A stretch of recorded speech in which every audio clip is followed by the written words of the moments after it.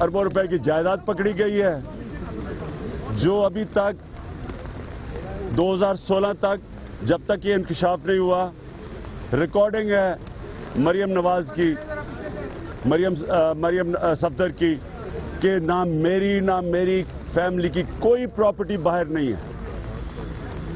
اس کے بعد شہباز شریف کا بیٹا سلمان شہباز اس کا انٹرویو 2014 میں کہ پتہ نہیں کن پراپرٹیز کی بات کر رہے ہیں ہماری تو کوئی پراپرٹی باہر نہیں ہے.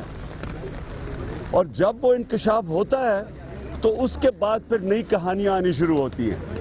اور میں عمران خان کوئی ذاتی دشمنی کی وجہ سے تو نہیں کر رہا, ساری اپوزیشن یہ مانگ رہی ہے, ساری پولیٹیکل اپوزیشن جو اسمبلی میں تھی سارے کہہ رہے ہیں کہ جواب دو.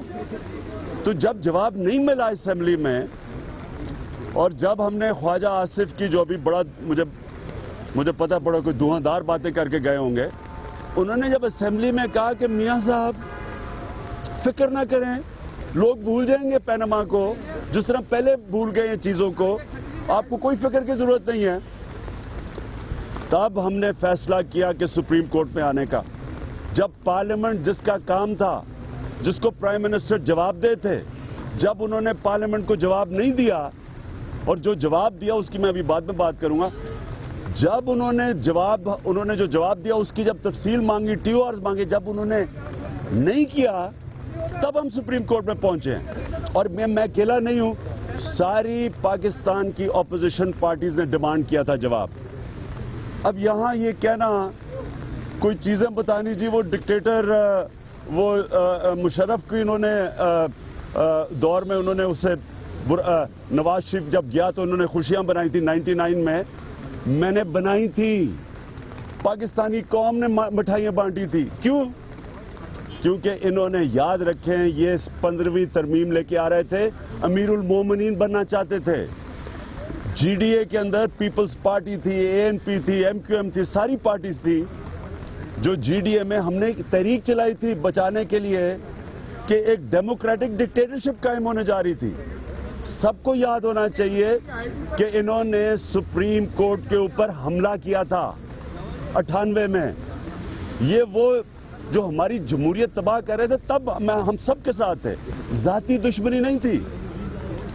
اور پھر میں آج بھی کہتا ہوں کہ مشرف کی جو ڈکٹیٹرشپ تھی, مجھے آپ بھی کوئی بتا دے کہ یہ نواز شریف کی سو کالڈ جمہوریت میں کیا فرق ہے, مجھے کوئی چیز بتا دیں. ادارے انہوں نے تباہ کیے. آج مجھے یہ بتائیں کہ کوئی انتقامی کارروائی کم ہے, ہمیں کوئی لبرٹیز ہیں, میرے اوپر ایف آئی آر اشتہاری ہوں میں, اس کے اوپر جہانگیر کے اوپر پروب چل رہی ہے, شیخ رشید کی لال حویلی کے اوپر کوشش کر رہے ہیں کہ اس کو نکالا جائے, میرے اوپر کیس ادھر چل رہے ہیں.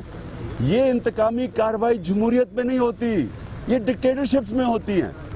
اور مجھے جینوئنلی خوف تھا تب بھی اور مجھے آج بھی ہے کہ یہ ایک ڈکٹیٹر بننا چاہتا ہے, کوئی جواب نہیں دیتا, اربوں روپے کی کرپشن ہے. ان کا کام تھا پارلیمنٹ میں جواب دینا, انہوں نے جھوٹ بولا.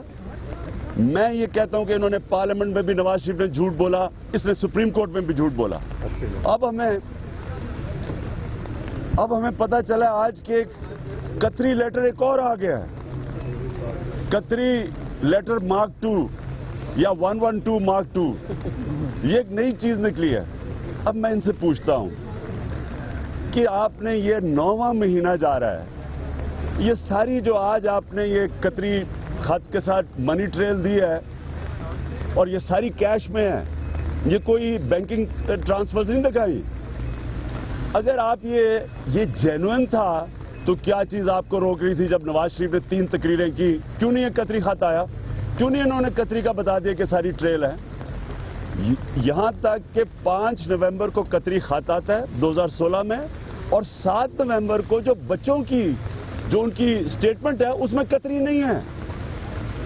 یہ جو قطری کود کے آیا ہے, اور مجھے لگتا ہے کہ مجھے قطری لگتا ہے یہ جو انہوں نے ہبارہ بسٹرڈ کی اور ہمارے جو تلورے ہیں کے شکار کروائے ہیں, اس کے بعد مارک 2 خط بھی آ گیا. اور مجھے یہ بھی پتہ ہے کہ کاغذ بنتے جا رہے ہیں, جیسے ہی ہم کیس آگے لے جاتے ہیں کاغذ ان کے بن رہے ہیں. میں نے 13 اگست کی رات کو یہاں اسلام آباد میں کہا تھا کہ FBR کے اندر لوگ بیٹھے ہوئے ہیں, میں نے 2 لوگ نام بھی لیے تھے جو کہ ڈاکیومنٹس ٹھیک کر رہے تھے. جو یہ چیزیں نہیں ایک دم چیزیں آ جاتی کہ ڈیڈ بنتی ہے 2011 مارچ میں اور وہ فل ہو جاتی ہے 1 مہینہ پہلے, یہ سارا بعد میں بھرا جا رہا ہے. NTM نمبر بھی آ گیا ہے وہ اس کا حسین شریف کا جو پہلے نہیں تھا. یہ سارا کچھ کاغذات کمپلیٹ ہو رہے ہیں. یہ جو اپنے قطری خط لے کے آئے ہیں, ایک تو سارے پاکستان میں اپنا مذاق اڑایا. مجھے تھوڑا سا افسوس بھی ہوتا ہے کیونکہ یعنی ایک ملک کا پرائم منسٹر ہو کے جس طرح یہ اپنی دولت چھپانے کے لیے جھوٹ بولے جا رہے ہیں, اور یہ بھی جھوٹ کیونکہ یہ جھوٹ بولتے ہیں تو ان کے جو پھر درباری ہیں ان کو آگے مزید جھوٹ بولنا پڑتا ہے آگے.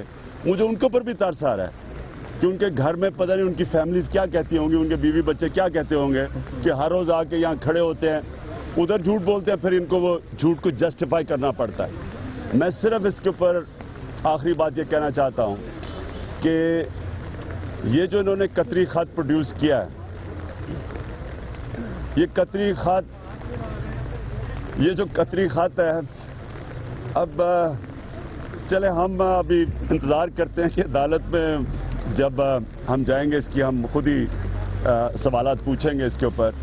لیکن میں ایک سوال پوچھتا ہوں کہ اگر یہ جینوئن ہوتا تو سب سے بڑی بات یہ ہے کہ یہ 8 مہینے پہلے 3 تقریروں میں نواز شریف کو کوئی تو ایک جگہ بھی تو قطر کا نام لے لیتے, ایک جگہ تو کر دیتے. حسین شریف کا انٹرویو ہے یہ پینما میں جب ان کے نام آئے ہیں, حسین شریف کے انٹرویو میں بھی انہوں نے کہا کوئی قطر سے نہیں پیسہ آیا, وہ انٹرویو بھی ہے ان کا. تو یہ جو سارے تضاد بیان بدلے جا رہے ہیں اور یہ جو پہلے ڈینائی کر رہے تھے کہ کوئی پراپرٹی نہیں اب ہے, دیکھیں اب آگے کیس چلتا ہے. لیکن میرے خیال میں یہ قطری خط کا کسی کا ماننا, چل پتہ نہیں عدالت میں کیا لیگلی اس کو کریں گے, لیکن پبلک میں سب کو پتا ہے کہ کیا ہے قطری خط کی اصلیت. آف شور کمپنی کا مالک اس کے اعلان کا پابند نہیں ہوتا, یہ آپ نے سپریم کورٹ میں اپنا جواب جمع کرایا, اس پہ موقف دے دیں. کیا چیز؟ آف شور کمپنی کا مالک اس کے اعلان کا پابند نہیں ہوتا, یہ جواب آپ نے سپریم کورٹ میں جمع کرایا. آپ کے جواب سے کوئی چیز نکالی ہے, اس کا جواب صرف یہ ہے کہ پیسے ڈکلیئر کرنے ہوتے ہیں, نام دینا ضروری نہیں ہوتا, پیسے بتانے ضروری ہوتے ہیں. جی اور اچھا خان صاحب یہ بتائیں کہ مجھے نہیں جواب میں نے آپ کو دے دیا ہے. جی جنرل مشرف کی فوجی بغاوت کو آپ آج بھی جائز دیکھیں, میں نے تب بھی اور آج بھی میں کہتا ہوں کہ نواز شریف کے خلاف ساری پولیٹیکل پارٹیز اس وقت کھڑی ہوئی GDA کے اندر, اور اس کی وجہ یہ تھی کہ 15ویں ترمیم میں امیر المومنین بننا چاہتے تھے, ہم جمہوریت کے لیے کھڑے تھے. جی یہ جو ڈاکومنٹس آئے دن جمع کروا دیتے ہیں, کیا یہ کیس کو ڈیلے کرنے کے ٹیکٹکس ہیں؟ ہاں, یہ جو آئے دن نئے ڈاکومنٹس جمع ہو جاتے ہیں حکومت کی طرف سے, کیا یہ کیس کو ڈیلے کرنے یہ کیس کی جیسے جیسے ہماری آرگومنٹ سنتے ہیں اس کے بعد یہ ڈاکیومنٹس نکلتی آتی ہیں. اگر یہ جینوئن ہوتی تو یہ پہلے دن دے دیتے. میں پھر سے کہتا ہوں, اگر یہ قطری کی ساری جو آج منی ٹریل لے کے آئے ہیں یہ پہلے دے دیتے تو اسی کے اوپر بات ہو جاتی, اور اگر وہ جینوئن ہوتی تو پہلے دن آ جاتی. جہانگیر آپ ذرا اپنا کلیئر کریں. میں ایک بات کہنا چاہتا ہوں, بڑی صفائی سے میں آج کہہ رہا ہوں نواز شریف کی تمام فیملی کو, ان کے درباریوں کو اور ان کے وکیلوں کو. آج ان کے وکیل نے میرے نام کی طرف ہنٹ کیا ہے.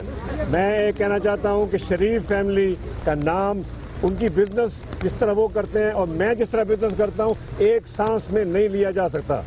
میری تمام بزنس جو ہے وہ صاف اور شفاف ہے, ڈکلیئرڈ ہے, اور ٹیکس میں دیتا ہوں اور ڈیویڈنڈ میں دیتا ہوں. میں آپ کو صرف 2 چیزیں بتانا چاہتا ہوں. ایک, جتنا میں نے 1 سال میں ٹیکس دیا ہے, 1 سال میں ذاتی انکم ٹیکس, نواز شریف نے اپنی تمام زندگی میں اتنا ٹیکس نہیں دیا. پھر سے سن لیں, پوری تمام زندگی میں اگر وہ 40 سال سے ٹیکس دے رہا ہے, 40 سال کے ٹیکس نواز شریف کے جمع کریں اور میرا 1 سال کا ٹیکس اس سے زیادہ ہوگا. دوسری بات, یہ کہتے ہیں بڑے ارب پتی ہیں, کمپنی ہے ہماری, ہم پیسے بناتے ہیں. میری شوگر مل ہیں, ان کی بھی شوگر ملیں ہیں.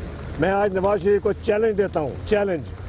میری کمپنیوں نے پچھلے 6 سال میں 4 ارب روپے کا منافع بانٹا ہے.